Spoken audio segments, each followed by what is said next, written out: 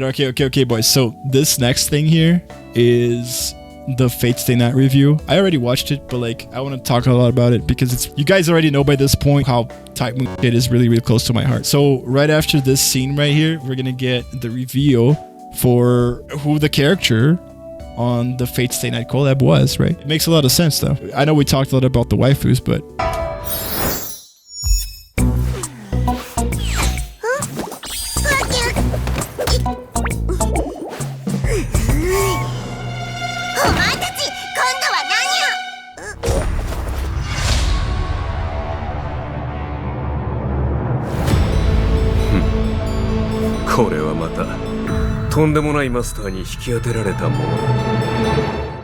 for you guys who might not know, the huge tell here is the voice actor. So the voice actor right there is Junichi Suabe, right? He's the voice actor for Heroic Spirit Emiya or Archer. All of the Fate Stay Night media, really. The character, in case you guys don't know also, is this guy. He's a huge deal in the franchise. He's a huge deal in Unlimited Blade Works itself, which is the anime that they are doing the collab on. You know, if you guys don't know, if it's the UFO table adaptation of the Unlimited Blade Works route for the Fate Stay Night visual novel. And yes, it is the, yeah, so he said it in the chat, like, it is the Archer, but it's the dude that fights with a black and white sword.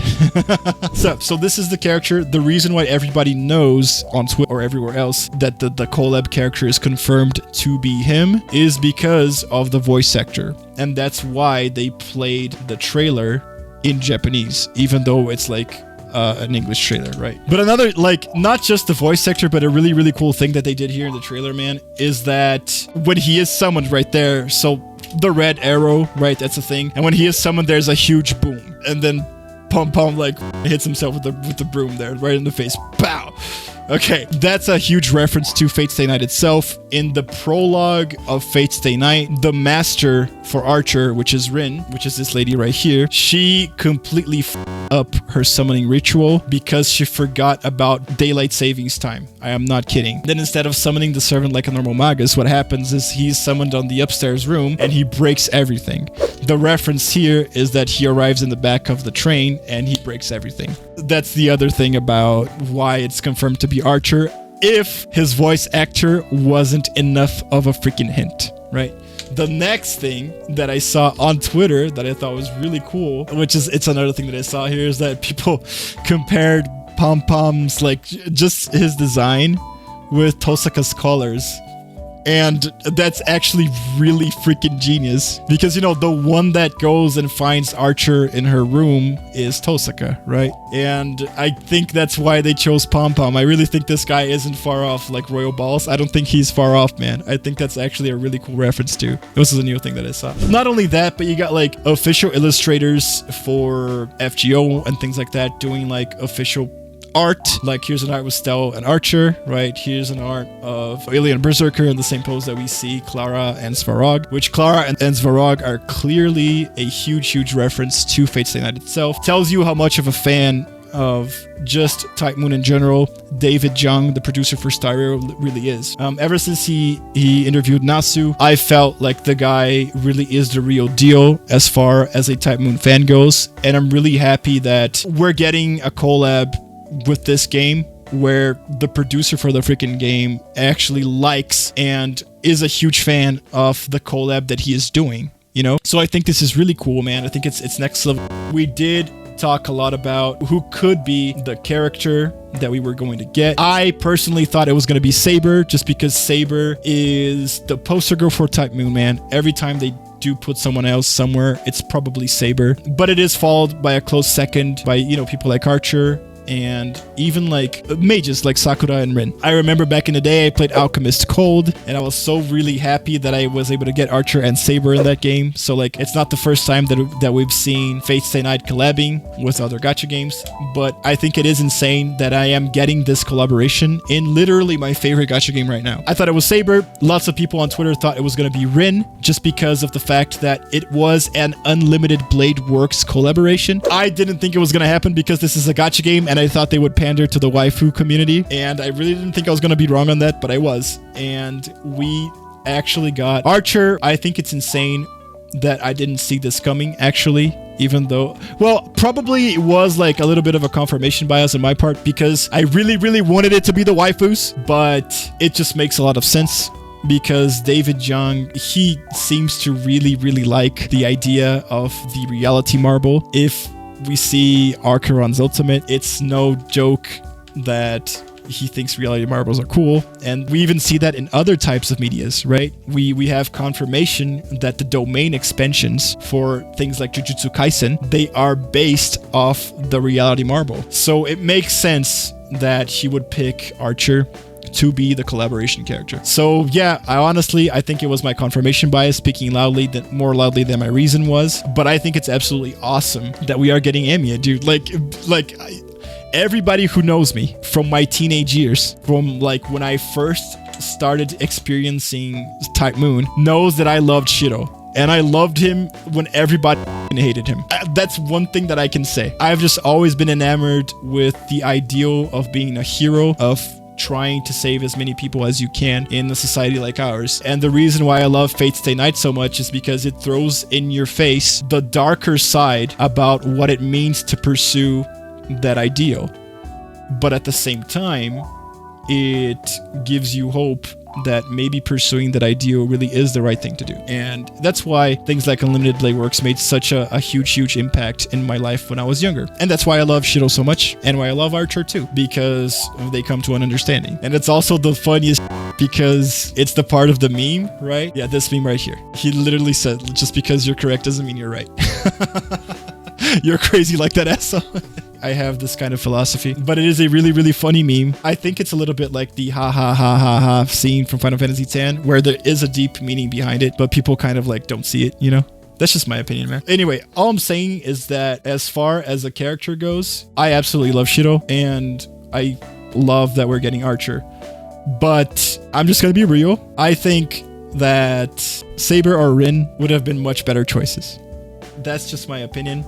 And it's not to diss on the fact that they picked Emiya. I think Emiya is absolute hype, right? I think Archer is hype. The Emiya theme is like one of my favorite, soundtracks of all time. And it gets me hype as much as, the next guy. So I think it will be pretty cool to see him, summoning Unlimited Blade Works and throwing swords at people in the game. But I do think they're wasting a huge opportunity by not having at least one of the famous waifu characters from Fate Stay Night, dude. But we don't know. Maybe could go on Copium here and say that we might be able to get, more characters than just Archer. It is what I think, right? So we can go on Copium here and think, no, maybe we're gonna get Rin 2, maybe we might get Saber 2, maybe it's not just one character, right? If me, rationally, I would have to make an educated guess here. I think that we're only gonna get Archer, because it's just a lot of work to make a character. It probably is. But if they do decide to go all out and they put out new characters, then it's just gonna be way better of a time for us. The only problem is going to be the freaking huge bank loan that I'm going to have to take and the kidney that I'm going to have to sell in order to, max out these characters when they come out, because they are 100%, in my opinion, gonna be gacha characters. They're not gonna just be given out for free. Maybe if they do 2 characters, then maybe one of them will be given out for free, but it's gonna be a 4-star.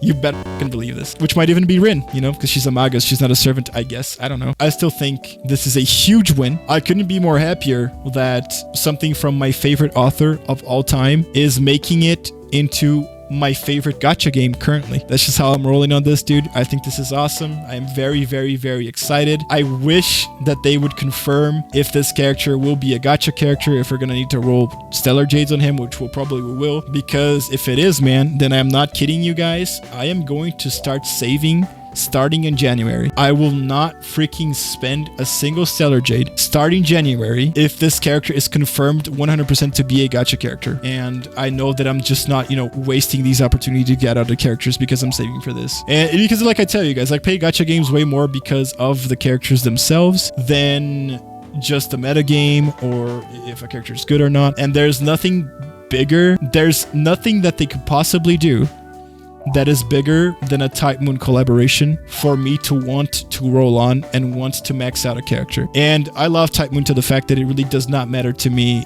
what character it is, man. They could put, I don't know, Taiga. Well, Taiga would be kind of cool, actually. They could put, I don't know, man, some character nobody gives about, like, I don't know, Jill's the Rise from Zero, right? I would still max him the absolute hell out of him just because he's a Type Moon character. But that's just the way I roll because I love this franchise so much. Both of them. Hopium, yeah. I think it's more like Nasu has good ideas, but he's not a good writer. I think he depends. Just being like non-biased, the first things that he wrote, like Tsukihime and Fate, they're not well written. They're not the best written things ever. But I think his world building, I've honestly never seen anything that I liked better than his world building, than his universe. I honest to God don't think I've seen anything better than that in my life as far as that goes, in my opinion. Okay, of course he didn't create high fantasy like J.R.R. Tolkien did. I'm not saying he's better than someone like Tolkien. Okay, that's not what I'm saying. I'm saying as far as modern fantasy goes, which is my favorite genre, I've never seen anything that comes close to it as far as the Nasuverse goes. And I do think the way that he explores the inversion impulse, the psychotic tendencies of characters, and just what goes inside their head, ideals and things like that, I love that. I love the way he explores those things and the way that he always gives backstories to every single character. I like the way that Fate Stay Night is built. Like the first one, right? Like in Fate, you're trying to save someone that doesn't want to be saved. In Unlimited Blade Works, you're trying to save yourself. And you're trying to prove that your ideals matter. And I love that on the last one, you save someone that does want to be saved, but feels like they don't deserve to be. And I love that in Heaven's Feel, he throws everything away because of that. And it gives you 3 completely different outlooks on the main character of Shiro and how his life is completely turned upside down depending on those 3 choices, right? So I think it is really good writing in that regard. I absolutely love Mahotsukai no Yoru. It's my favorite visual novel ever. I think he wrote fire in that. So it's like, I think there were things in the beginning that weren't written as well as they could have. I honestly need to read that stuff again to be able to give a better opinion on this, dude. It's been like, what, 10 years since I've read Tsukihime, the original one, and even I think it's been like 8 years something that I last read Fate Stay Night. So I feel that I need to read those again to be able to actually give a better opinion on that. It's been so long since I've read the Fate route that I don't even know if I'm talking out of my ass when I'm saying that the Fate route is about saving someone who doesn't want to be saved. That's what I remember it as. But yeah, with the remaster out, I'm definitely going to play it. I just want to finish the Tsukihime remake because I haven't finished it yet, but I want to do that. Not Q or Herc, so I lose. Hey, who knows? We might get Herc. Like, what if we got a Herc skin? Like an Ilya and a Herc skin? What's her face? Clara and Svarog. Wouldn't that be awesome? Just a skin. That would be absolutely genius. I hope they do that, dude. No. Why not? I thought it would be cool. I don't have to. Then that would be even worse just because I don't have Clara yet. Yeah, thank you guys so much for sticking around on the stream, guys. Thank you for watching this. If you're watching this on YouTube, you guys are absolutely freaking chads. Thanks a lot. If you guys kind of like this content, I really love talking about, these things are really close to my heart, man. If you like the content, consider giving me a like and a sub. It really, really helps out my channel. I'm just starting out right now, man. And it's very, very, very, it's so encouraging, dude. So yeah, guys, I want to thank you guys again. I hope you guys have a good one. This is ktsu signing out.